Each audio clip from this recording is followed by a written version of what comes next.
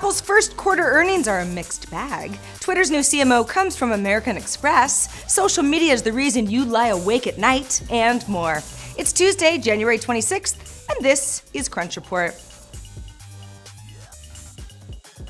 Hello everyone! It was a quarter of reckoning for Apple. The company says it recorded $75.9 billion in revenue and earnings of $3.28 per share in Q1, which is a record for Apple on revenue, and that's good, but slightly lower than what analysts were expecting.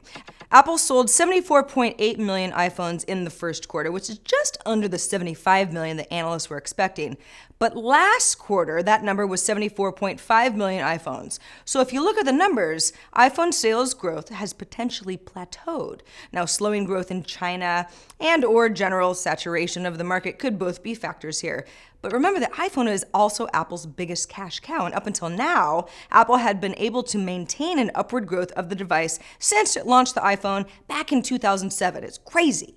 Apple also sold 16.1 million iPads and 5.3 million Macs, which were both misses, at least as far as analysts are concerned. Apple recorded $4.35 billion for its other category, which is products like the Apple Watch and the Apple TV, which is a 62% jump in revenue year over year. Now, as for China, Apple saw 14% year-over-year revenue growth in the Greater China region, which accounts for the company's sales in China, in Taiwan, and Hong Kong, which is decent, but not mind-blowing. Yesterday, we told you about a bunch of executives leaving Twitter. It was an exodus. Today, CEO Jack Dorsey has announced its new chief marketing officer for Twitter, and that person is Leslie Berland, who comes from American Express. You can't really sugarcoat Twitter's situation right now. The company's having a rough time. Its stock is in one of its lowest points in 52 weeks. The actual low came last week after some system outages. Now, the CMO position was previously held by Twitter CFO Anthony Noto, so it's probably a good thing to put somebody in that role full time, especially now. Part of Berland's role at Amex was to build partnerships between the older financial services and new Silicon Valley options such as Stripe, which Amex used to power a new digital wallet. Twitter has around 300 million users and needs to grow its advertising-based business because brands are demanding bigger audiences and more engagement, especially with Facebook numbers to compete with.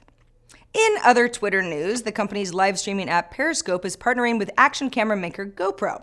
And here's how. If you're an owner of the GoPro Hero 4 camera, you can now broadcast directly to Periscope, which might make for some more interesting footage than just a front-facing selfie cam. First, the GoPro gets paired to an iPhone, and then it can recognize the Periscope app that's installed on the iPhone, and then you can record and share your adventures with a live audience. Now, this isn't too wild of a partnership since GoPro enabled broadcasting on Periscope competitor Meerkat last year. GoPro also has its own product called the HeroCast, which is a wireless transmitter for professional broadcasters. Now, Twitter recently announced it's integrating Periscope into users' Twitter feed, so it's doubling down on the service and claims more than 40 years of video is watched on Periscope every day. That's huge. GoPro stock, however, hasn't been doing that well lately. Earlier this month, the company announced it was laying off over 105 people. Now, I'm still resisting Gmail's alternative inbox. It's called Inbox by Gmail. But people that I know do rave about the next-gen email client for mobile and the web. Today gets a little bit better if you use it too. You can now more easily find things like addresses, membership numbers like your United Frequent Flyer number, and package tracking numbers in your emails. So just like Google Search does now, Inbox can pop up a small card with a quick answer instead of just a list of emails that then you have to sort through.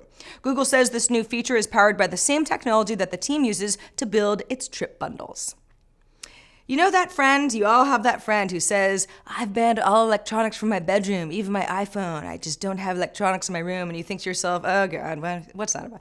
You might want to listen to this friend, and here's why. Researchers at the University of Pittsburgh School of Medicine have found that social media affects your sleep patterns, and not in a good way. They write, quote, young adults who spend a lot of time on social media during the day or check it frequently throughout the week are more likely to suffer sleep disturbances than their peers who use social media less. Now, participants in the study, which included about 1,788 U.S. adults between ages 19 and 32, spent 61 hours on social media per week. That's scrolling Facebook or Instagram or Twitter. And 30% of those people had high levels of sleep disturbance, particularly because so many networks involve interactive screen time that's stimulating and rewarding, and it keeps you there, and then it might be detrimental to sleep.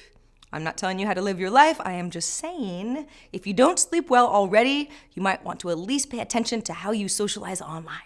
That's all I'm saying.